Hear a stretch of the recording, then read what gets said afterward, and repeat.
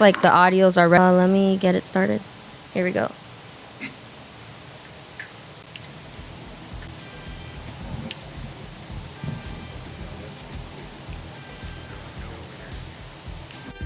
Now let's be clear.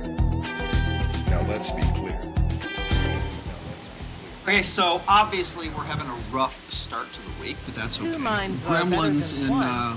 Time for the right in our mic software. with Mike Miller and so how's Michael it? You still there, Hausen. man? I am totally here. Jessica, are you there? I am here. I think we got this. Awesome. And Jessica, more importantly, for the listeners who have not left, are they hearing us? Yes, I am verifying the stream right now. It looks like it's working. Okay, so how's them? I have to continue the analysis. All right. Okay. So it's second down for the Seahawks inside the 1 yard line.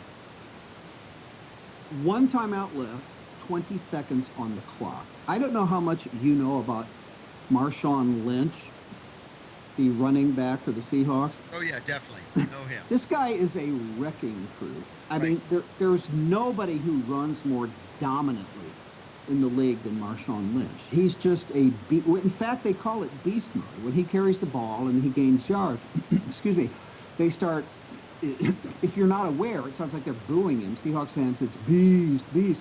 All right, second down, one timeout, 20 seconds. He punches it in, Seahawks win.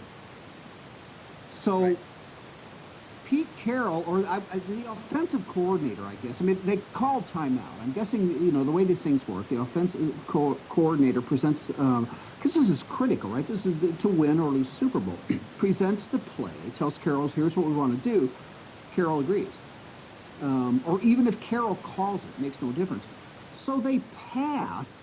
It's I don't know. He obviously Wilson drops back, but from the line of scrimmage, it's basically a 1 yard pass because it happens at the goal line, and New England intercepts and wins the game.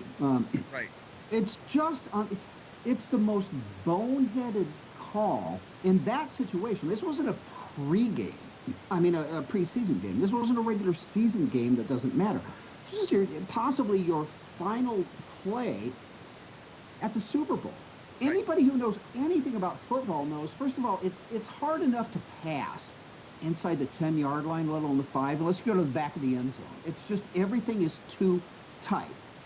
Maybe a shovel pass, whatever, and there's not a defense in the league that could stop Marshawn Lynch twice, because they're going to have at least 2 plays. They have 20 seconds and 1 timeout at the 1 yard line. There's not a defense in the league that could have stopped him twice. Even if they stopped him once, they're not going to throw him for a loss.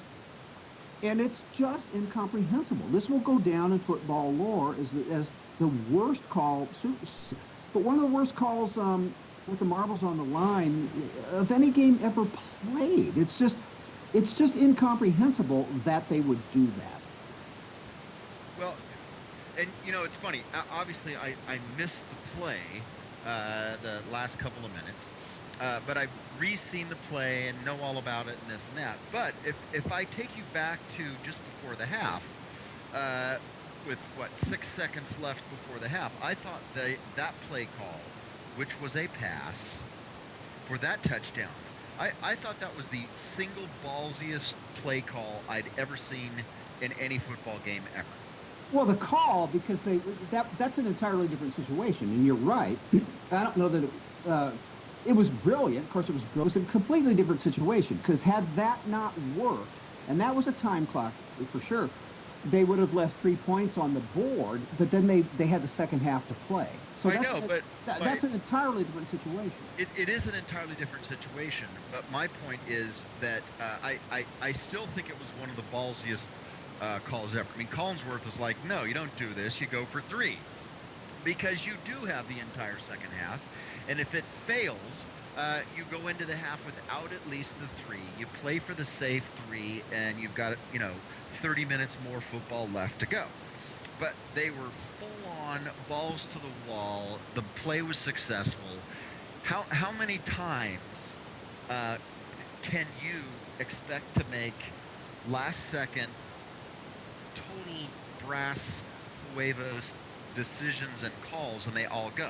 I mean, if that pass had been successful, then that would have been, you would have been sitting here just saying, gosh, that was so awesome. Everybody's expecting Marshawn to run it in. They do a pass. Patriots didn't see it coming. What a genius play call that was. There's no question about that, and that's what Monday morning quarterbacking is all about, right? But, Exactly. Is to but- say, oh, well, that you should have known what I sitting here now know. but having said that, when it is literally do or die, this isn't halftime, okay? This is not even the game 2 weeks earlier when they did the fake field goal attempt and the holder got up and threw the touchdown pass. This was not that. This was do or die and go home either way. It was. You just, in this case, you absolutely have to go with the percentages. You have to go with the percentages here. And like I said, I mean, others have said, if they would have run Lynch twice and he didn't get in time inspired, then you live with that because you went with you did what should be done. But this was just this was unbelievable. And Carroll ended up owning it. Okay, Jessica, I just heard a weird noise. Are we still on? Yes, we are. Sorry. I'm working on the audio in the background, guys. Okay, cool. Oh, that's cool, because I was ready to throw my microphone to the ground. So, dude, again, I think it, and again, I mean, from Collinsworth to just analyst after analyst. I mean, it's just completely, it still is to me. Every time I think about it, I think I just can't even frickin' believe that. And, you know, the only saving grace for me, because, I get worked up about this kind of stuff, is if that had been the Colts in the Super Bowl against the Seahawks, okay? And it was the situation reversed in terms of the leagues, and the Colts were down there, and they did that. I think I would have to be on 24-hour suicide watch. I mean, I could not have handled it. Right. Anyway, Okay. so anyway, that's my take, and I'm sticking to it. But I guarantee you, man. And here's the thing, I feel terrible for the players, and even Carroll. I mean, dude is one of the most competitive coaches in the league, but he's going to live with this forever. And a lot of the players are too. And I feel bad even for Russell Wilson. That was just an unbelievable turn of events. It was an exciting game. I mean, the way back and forth, but. Oh my gosh. And here we are, 30 seconds to go. Most of the players time, but so we do excellent football analysis on the show as well, Michael. Yeah, we do. What we need to do is come back and talk about. We need to talk about Katy Perry.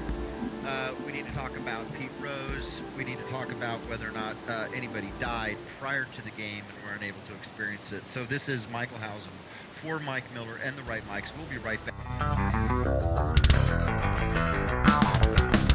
The time is gonna get lifted. This ain't a call to get twisted. Hey, this is Alfonso Rachel with 20 Pound Sledge and PJTV Zone Nation, and you're listening to VLR. Vibrations of the soul creator. With gusto from the stereo. Come on. We blast the ghost. At Independent Journal Review, we publish news that is objective, fair, and entertaining. As one of the top websites in the United States, it's our duty to bring the absolute best to our readers. Readers like you.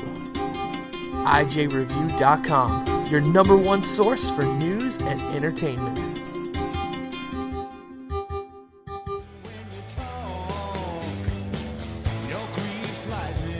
A progressive woman once told me that if she was my wife, she'd poison my coffee. I told her if I was her husband, I'd drink it. This is Alan Bordius, host of Their Finest Hour, Monday nights here on Vigilant Liberty Radio. Rolled your car in a ditch. Ain't that a son of a bitch?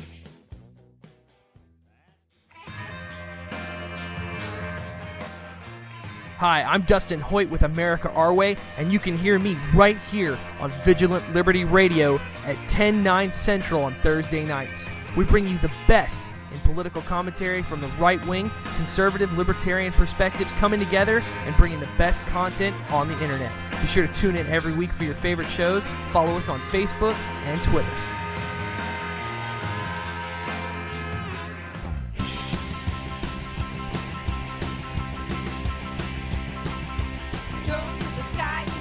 Hi, this is Missy Bordius. Join me as I share my womanly bits on the Conservative Feminist Show, 11 p.m. on Fridays, here on Vigilant Liberty Radio.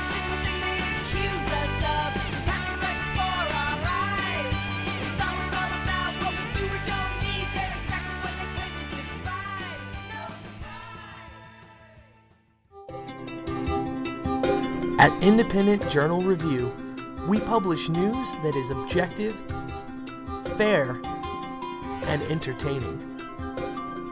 As one of the top websites in the United States, it's our duty to bring the absolute best to our readers. Readers like you. IJReview.com, your number one source for news and entertainment.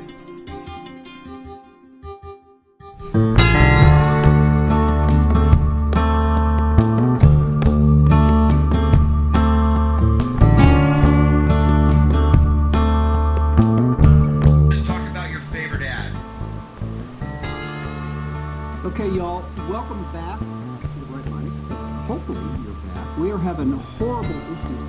It's the weather, it's gremlins, it's what happened at the Super Bowl, it's all of the above, and we apologize. We will, we're going to listen to the feed and decide whether or not to do whatever. 412-567-6879 if you wish to opine, and of course that would be if you are able to do so. So the Super Bowl,